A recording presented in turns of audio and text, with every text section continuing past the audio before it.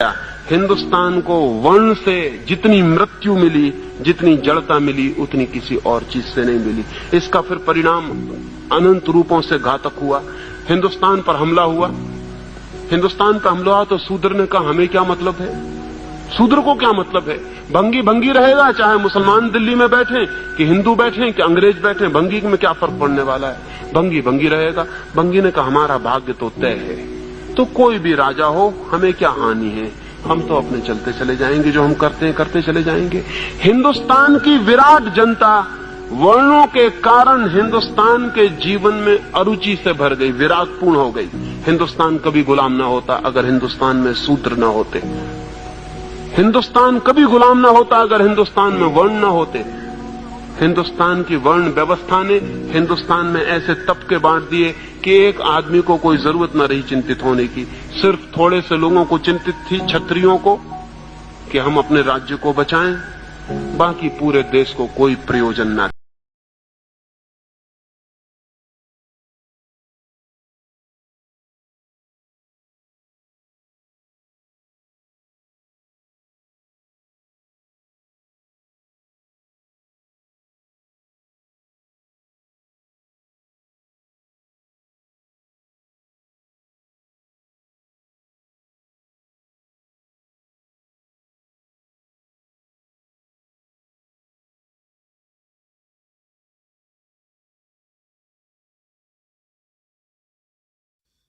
ओशो जो है उसने कुछ इल्जाम लगाया है कि ब्राह्मणों ने प्राचीन काल में देशभक्त शूद्रों को विदेशी आक्रमणकारियों से लड़ने के लिए रोका, क्योंकि शूद्र वर्ण व्यवस्था में सबसे नीचे थे और इसीलिए भारत हार गया और कई विदेशियों का गुलाम यानी दास बन गया।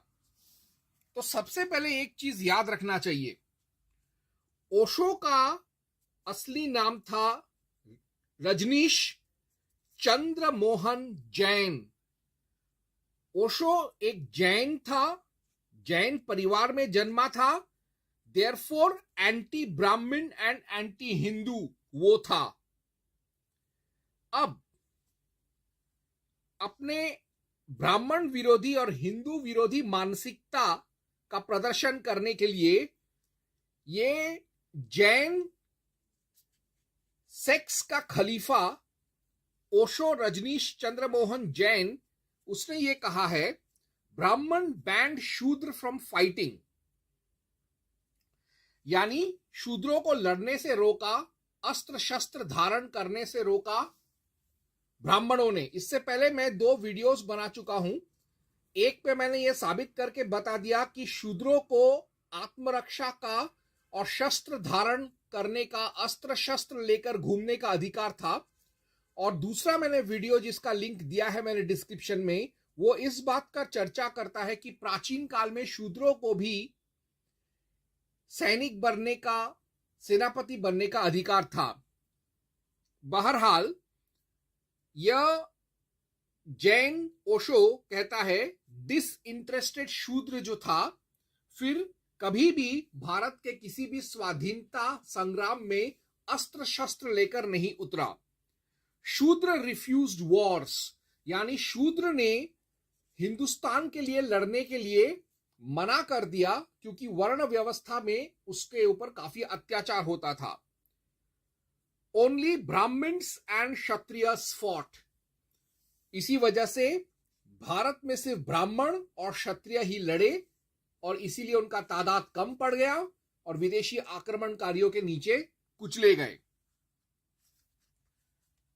तो मैं इस चीज को मानता हूं कि जैसे रिडल्स ऑफ हिंदुइज्म में नवाब भीमराव अंबेडकर ने कहा है, फूले ने 1857 first war of Indian independence यानी 1857 का भारत का प्रथम राष्ट्रीय मुक्ति संग्राम में सबसे पहले गोली ज्योति फूले ने चलाया था, ऐसा अंबेडकर जी ने कहा है।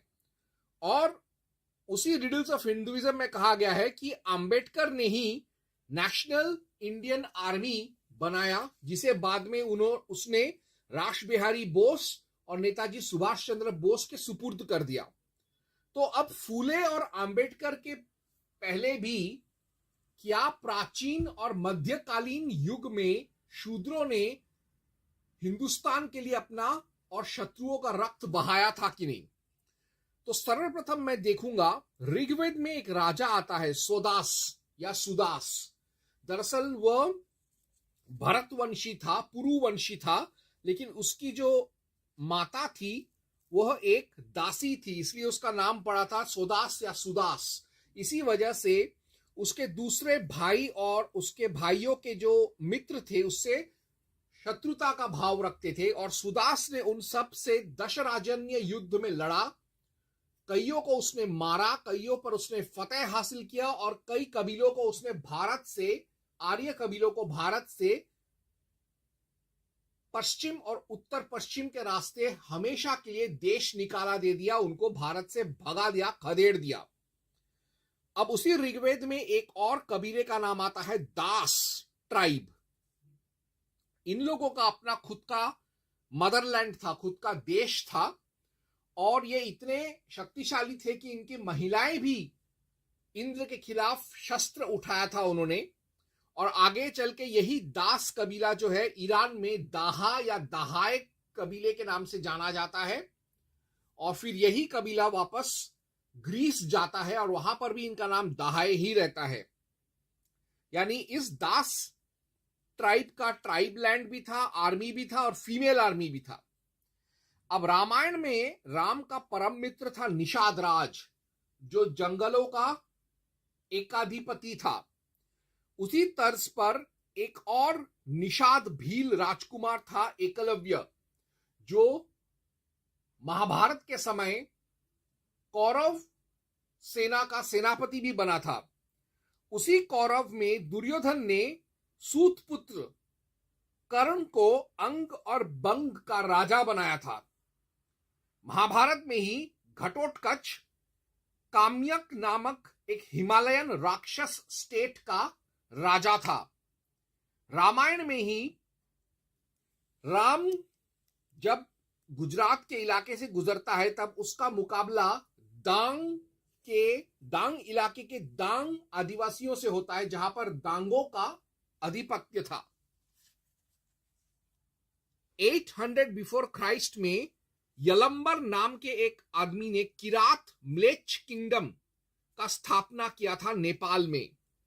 जब अलेक्जेंडर भारत पर आक्रमण किया तो उसका मुकाबला एक गणराज्य से हुआ जिसको लोकल लोग कहते थे शूद्रक और यवन कहते थे ऑक्सीड्रकॉय। यह दरअसल एक राज्य था जो शूद्रों ने अपने दम पर खुद से बनाया था, और वहां के सारे रहने वाले और राजा जो था वो सब शूद्र जाति के ही थे। शूद्र जाति का जब बात छिड़ा है तो जिस राजवंश से अलेक्जेंडर डर कर भारत से भाग गया था वो था नंद राजवंश, और नंद राजवंश का स्थापक था महापद्मानंद या उग्र नंद। वो एक शूद्रा दासी और क्षत्रिय का बेटा था, वो भी शूद्र ही था।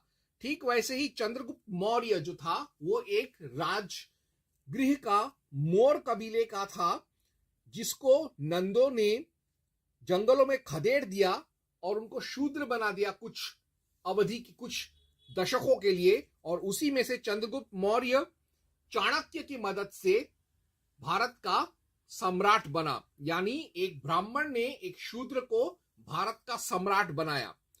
स्कंदगुप्त सेकंड, गुप्त वंश जो था दरअसल बंगाल का एक क्षत्रिय वंश था।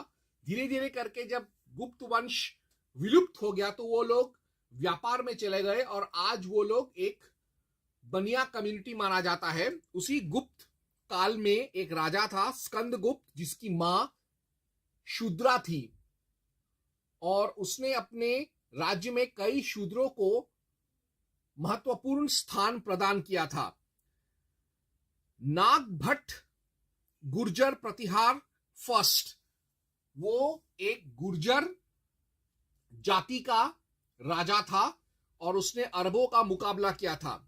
गुर्जर कौन थे? गुर्जर, जिनसे गुजरात का नाम पड़ा है, गुर्जर दरअसल किसी जमाने में ग्वाला हुआ करते थे, गड़रिया हुआ करते थे, पशुपालक हुआ करते थे, और इतने नीचे तबके से वो लोग इतने शक्तिशाली बन गए, क्षत्रिय बन गए कि उन लोगों ने अपना खुद का साम्राज्य खड़ा कर दिया, गुर्जर एम्पायर खड़ा कर दिया। बाद में प्रतिहार राजपूतों ने उनके साथ वैवाहिक संबंध बनाया और एक और राजवंश का जन्म लिया जिसको कहा जाता है गुर्जर प्रतिहार। आगे चलते हुए सुहेल देव पासी 1033 एडी में उसने महमूद गजनवी का नाजायज बेटा, जिसको उसने अपनी बहन के साथ बहनचोदी करके पैदा किया था, सालार मसूद गाजी को बहराइच बैटल में मार देता है। उसी पासी वंश में पहले पैदा हुआ था सतन पासी, जिसने जयचंद, आल्हा उदल और बहराइच बैटल में भी अपना शौर्य दिखाया था। बिजली पासी जो था उसने भी जयचंद गद्दार के साथ लड़ा था और कई जिहादियों से भी लोहा लिया था। उसी पासी राजवंश में पासी जो थे वो बेसिकली नाविक थे और मल्लाहा थे, और वो लोग शूद्र जाति के थे, लेकिन फिर भी उन्होंने अपना राज्य स्थापित किया। और सुहेल देव पासी का तो क्या बात कहें, उसको राजा भोजपाल का समर्थन प्राप्त था और बहराइच युद्ध में फौज खड़ा करने के लिए उसने 30 राजपूत ठाकुरों का मदद लिया था, और इन 30 राजपूत ठाकुरों ने एक शूद्र पासी का नेतृत्व स्वीकार किया था देश हित में। उसी पासी राजवंश में एक और राजा पैदा हुआ था जिसका नाम था बलदेव। उसने जौनपुर सल्तनत और खास तौर से इब्राहिम शाह शर्की के खिलाफ लड़ा और उनको हराया था। उसी राजवंश में लखन पासी जैसा वीर योद्धा पैदा हुआ था जिसने हिंदू धर्म का रक्षा किया था मुसलमानों से। उसी संप्रदाय में उदा देवी बाई पासी पैदा हुई थी जिसने सिकंदर बाग 1857 युद्ध में स्नाइपर अटैक्स के जरिए कई अंग्रेजों को अपने राइफल से मौत के घाट उतारा था। अब रुख करते हैं उत्तर पूर्व भारत की तरफ, जहां पर एक साम्राज्य था आसाम में, खेन साम्राज्य।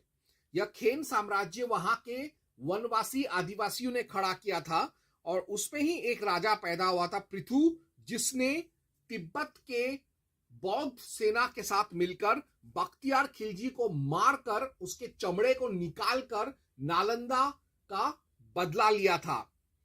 अब बंगाल में अगर हम जाएं तो एक राजा था चिंतामणि धोबा, वो धोबी संप्रदाय का था और उसने धायभूम नाम का एक राज्य खड़ा किया था। अब जब इतना ही छोटे शूद्र की बात करते हैं तो आईनी अकबरी में अबुल फजल लिखता है कि जम्मू कश्मीर लद्दाख में एक राजवंश था उत्पल राजवंश, जिसका प्रवर्तक था अवंती वर्मा और वो चमार वंश का था, और इसीलिए इस राजवंश को चमार वंश या चंवर वंश कहा जाता था।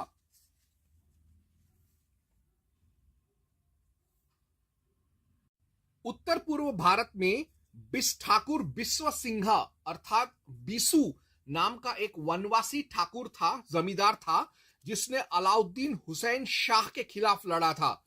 उसी का एक रिश्तेदार था चिला राय, जिसने कामाख्या मंदिर को, जिसको काला पहाड़ ने तोड़ दिया था, उसको वापस पुनर्जीवित किया उसने, लेकिन काला पहाड़ से लड़ते लड़ते वीरगति को प्राप्त हो गया। लेकिन चिला राय ने काला पहाड़ को और जिहादियों को अपने छापामार युद्ध पद्धतियों से वीरगति प्राप्त होने से पहले बहुत नुकसान पहुंचाया था।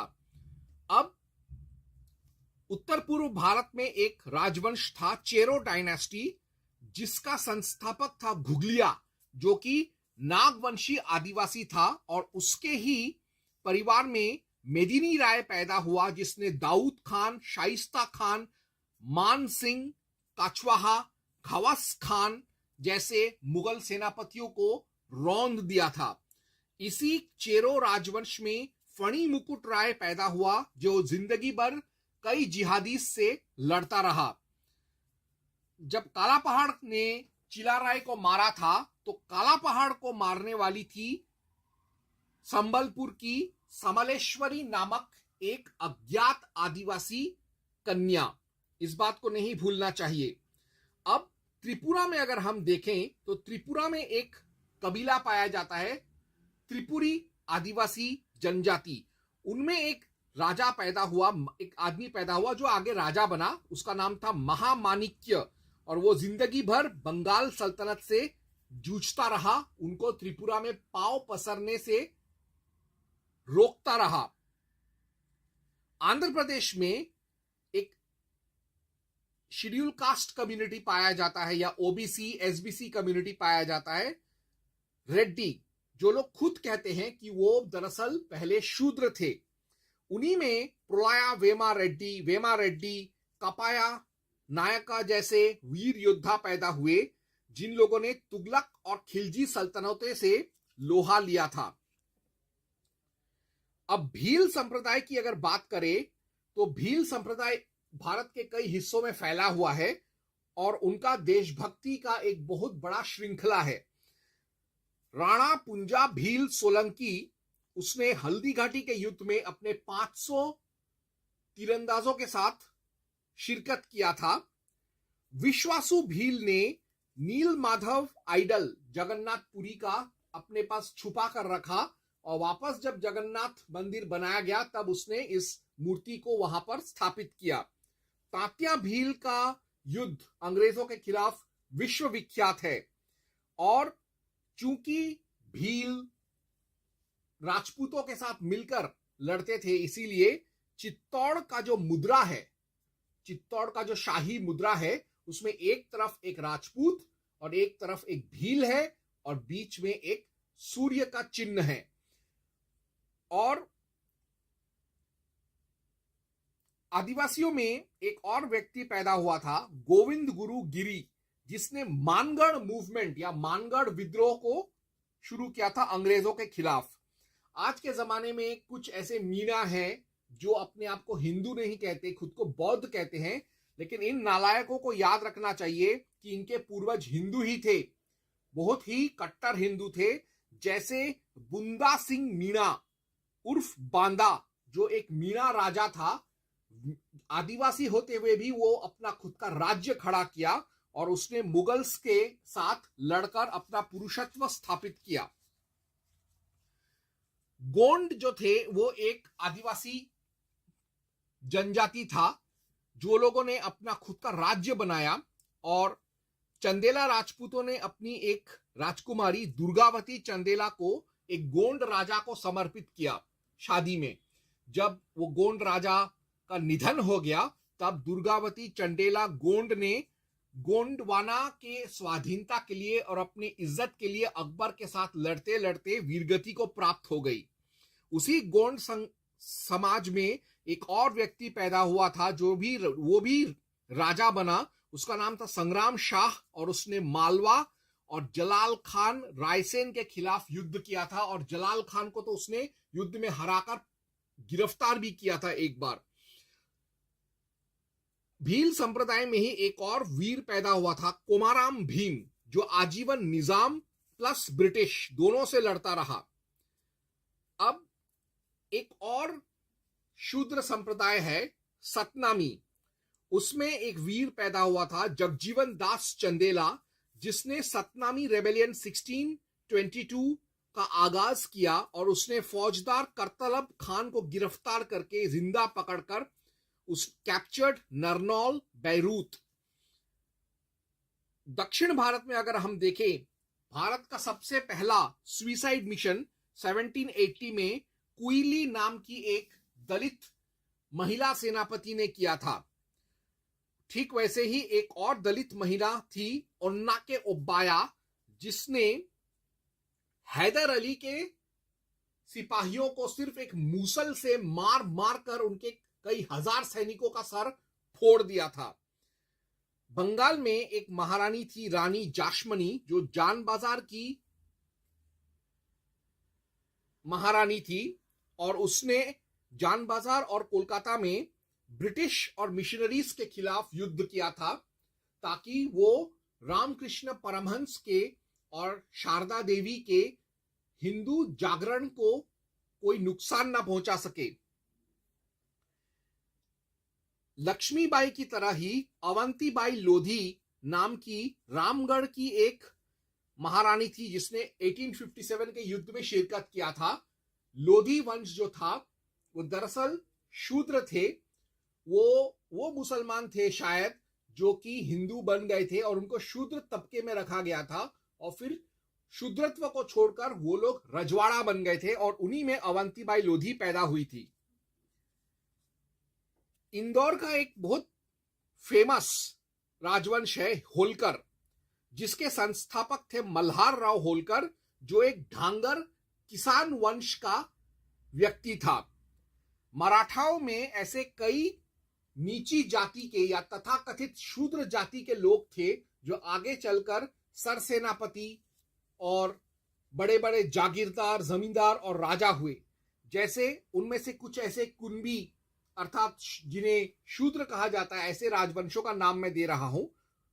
घोरपड़े, शिंदे या जो आगे चलकर ग्वालियर का सिंधिया राजवंश बना। धानाजी जादव, ये भी कुंबी था लेकिन इसने अपना खुद का राजवंश स्थापित किया।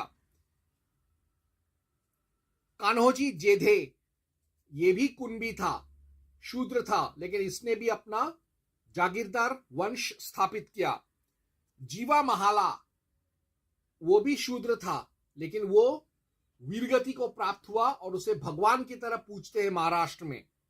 येसाजी दाबाड़े, ये भी कुंबी शूद्र था लेकिन इसने भी अपना राजवंश स्थापित किया। और बरोड़ा का गायकवाड़ राजवंश जो था वो भी शूद्र था लेकिन ये लोग धीरे धीरे करके रजवाड़ा बन गए।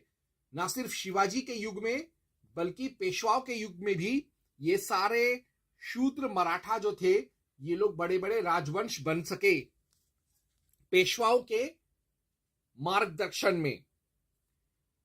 गायकवाड़ जो हैं राजवंश, उनमें एक राजा था पिलाजी राव, उसने एक शूद्रा से विवाह किया था और एक अलग वंश को स्थापित किया उसने। उसी में पैदा हुआ सायाजी राव गायकवाड़ द सेकेंड।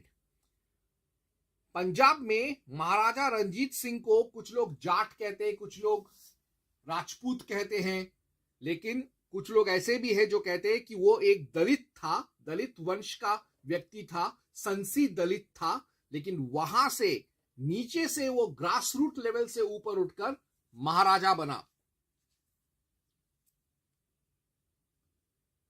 मराठा छत्रपति राजाराम भोसले का एक सेनापति था नागानक महार। वो महार संप्रदाय से आता था और औरंगजेब को उसने व्यक्तिगत तौर पर हराकर वैराटगढ़ का किला जीता था। राजा जगन्नाथ ने 1778 में पहाड़िया विद्रोह शुरू किया था और इसमें उसने सारे पहाड़िया कबीलों को एकत्र किया था, पहाड़िया 1778 रेबेलियन में। और इसी विद्रोह में पहाड़िया जनजाति का एक नायक तिलिका मांझी राजा जगन्नाथ का दायां हाथ और सरसेनापति था। एक ही परिवार के 1, 2, 3, 4 भाई सिद्धू मुर्मू, कान्हू मुर्मू, चांद मुर्मू, भैरव मुर्मू, इन लोगों ने सांथाल हुल विद्रोह 1855 to 56 शुरू किया था। उन्हीं का चचेरा 2 भाई ब्रोजो मुर्मू और दुर्जा मुर्मू ने रामपुर हाट विद्रोह शुरू किया था इससे पहले 1840 में। बिरसा मुंडा ने उलगुलान मुंडा विद्रोह 1899 to 1900 शुरू किया था। वहीं बुधू भगत ने कोल लारका रेबेलियन 1832 को आगाज किया था। ताना भगत ने ताना भगत अपराइजिंग 1914 to 1915 शुरू किया था। राजा जगन्नाथ की तरह ही राजा परिहात ने हो और मुंडा कबीलों को लेकर हो मुंडा रिवॉल्ट 1822-1837 शुरू किया था और जैसे तिलका मांझी राजा जगन्नाथ का दायां हाथ था, वैसे ही एक हो कबीले का एक सरदार पोटो हो राजा परहत का सरसेनापति था। चक्रा बिश्नोई ये उसी संप्रदाय से है जिस संप्रदाय को लॉरेंस बिश्नोई बिलोंग करता है। उसने बिश्नोई खोंड रिवॉल्ट 1837 टू 1856 का अग्रिम नेता था। धार बस्तर रिवॉल्ट 1910 का महानायक था गुंडाधुर।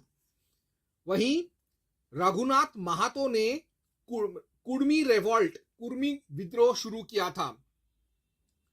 अब एक मजे की बात है कि जो केरला के जो राजवंश था, जामोरिन राजवंश, वो दरअसल तमिल काउहर्ड्स और पैलांक्विन कूली थे, लेकिन केरला में आकर वो लोग राजा बन गए और उन्हीं में एक राजा पैदा हुआ, पजहसी राजा, जिसने ब्रिटिश और डच को युद्ध में परास्त किया था।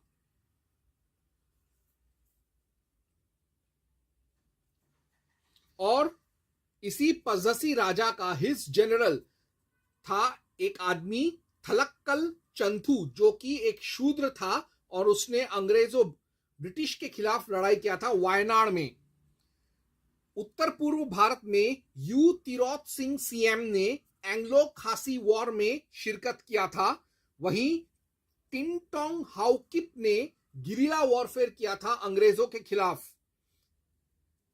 कुकी रिवॉल्ट 1862-61 का नायक था एक नॉन कुकी जिसका नाम था रतन पुय्या, और उसने सारे कुकी संप्रदाय के लोगों को एकत्र किया था अंग्रेजों के खिलाफ।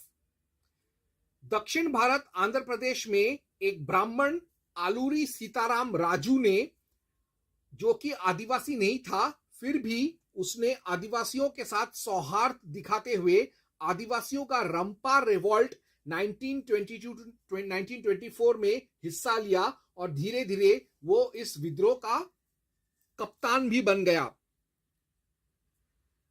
कोर्रा मल्लया ने खोंडा दोरा रिवॉल्ट 1900 किया था अंग्रेजों के खिलाफ। महाराष्ट्र में एक कबीला पाया जाता है मछुआरों का, महादेव कोली।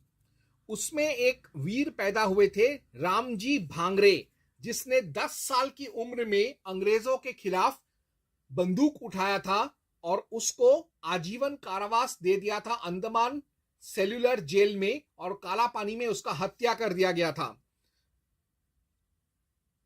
मरने से पहले उसने विवाह किया था और उसका एक बेटा था राघोजी राव रामजी राव भांगरे भंगारिया। उसने भी अंग्रेजों के खिलाफ शस्त्र उठाया था। मैं वर्सोवा में रहता हूं और यहां पर भी कोली आदिवासी रहते हैं, और यहां पर एक उद्यान है जिसका नाम है पोशा नाखावा उद्यान। ये दरअसल यहां का एक स्थानीय विद्रोही पोशा नाखावा के ऊपर दिया गया है, जिसने अंग्रेजों का मुखालफत किया था। एक चीज और मैं बताना चाहूंगा राम पाटिल के बारे में। राम पाटिल एक कोली सरदार था और वो मुरुद जंजीरा का जो अभेद्य किला था उसी ने बनाया था। अफ्रीका के हबशी, इथियोपियन, एब्सिनियन सीधी जो हैं, उन लोगों ने धोखे से राम पाटिल को मारकर मुरुद जंजीरा पर कब्जा किया था और 1950 तक उनका वहां पे राज था। लेकिन राम पाटिल का बलिदान को हम कभी नहीं भूल सकते। तो मैंने इस छोटे से प्रस्तुति में यह साबित कर दिया कि यह कहना कि शूद्रों ने, हरिजनों ने, दलितों ने, अतिशूद्रों ने, पिछड़ों ने, गरीबों ने, आदिवासियों ने कभी भारत के लड़ाई में ब्राह्मणों और क्षत्रियों का साथ नहीं दिया, यह बिल्कुल झूठ है। ठीक वैसे ही यह कहना कि ब्राह्मण और क्षत्रियों ने कभी शूद्रों को देश के लिए लहू बहाने का मौका नहीं दिया, यह भी बहुत बड़ा असत्य है। और इसको आज मैंने ऐतिहासिक तथ्यों के आधार पर साबित कर दिया है, ऐसे तथ्य जिसे कोई भी जांच सकता है, क्योंकि यह सब गवर्नमेंट आर्काइव्स और पब्लिक डोमेन और सोशल मीडिया इंटरनेट पर मौजूद हैं। ओम हं हनुमते नमः।